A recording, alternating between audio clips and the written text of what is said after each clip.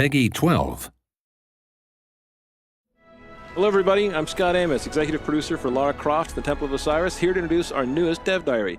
Last time around, we met some of our design team as well as our new characters in Lara's latest 4-player adventure. We also focused on the cooperation and competition mayhem that comes with 4 simultaneous players. Today, we're here to talk about one of the defining pillars and a fan favorite of this franchise, puzzles. We're lucky to have with us our lead level designer and the puzzle design guru of both Guardian of Light and Temple of Osiris, Jeff Wages. Amos. Wages. Yeah, it's a thrill for me to be on the Lara Croft franchise. As you mentioned, I was on Guardian of Light, and when this chance came up at Crystal, I was excited to jump back into it.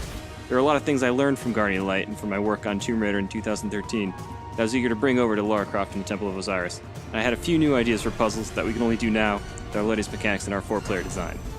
Which is kind of Jeff's way of saying that when you get stuck or frustrated at some of these crazy things he's come up with, you can please address all of your hate mail to him.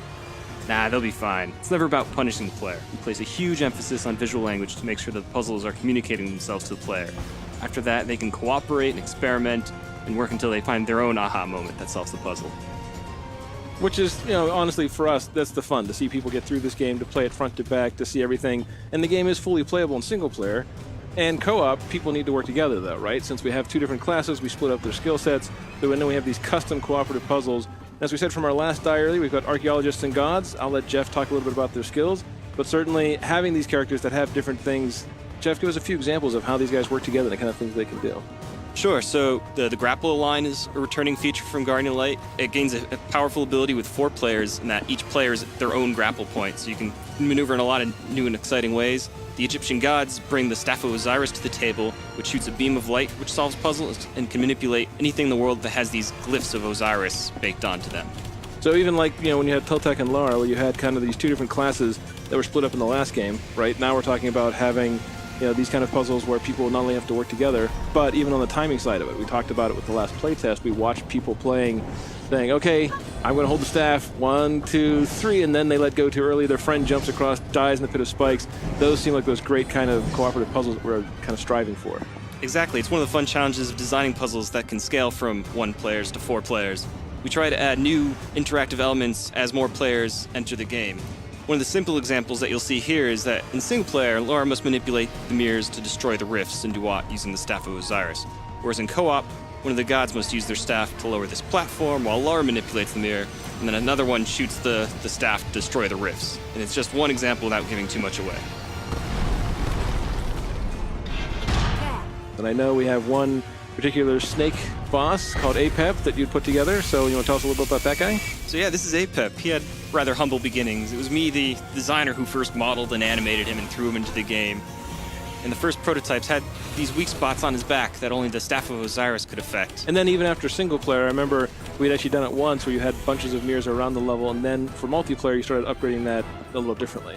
So we had this rough version that works with 1 player, and then we had to, how do we make it scale up for 2 players, 3 players, 4 players? How do we balance the puzzle elements with the combat? It's really taking these really bare-bone ideas and iterating through them with the rest of the team to bring it to its full fruition. It's important with these types of action puzzles and bosses that the player should know immediately what they need to do, and the real challenge comes from executing and working together to get that done. And that's where all the fun and hilarity ensues. Having a hand and a voice in everything that we build, we can make pretty extensive changes in a short time, kind of like the Oracle's Chamber area. Sure. We do a bunch of internal and external playtesting. This is one area where we really felt the need to inject a new flavor, a new theme into the game. So here's where we highlighted one of the elemental effects that hadn't gotten a lot of attention yet from us, which is poison. And this gave our artists an excuse to go crazy with the green, and the designers re-authored the combat to focus on poison.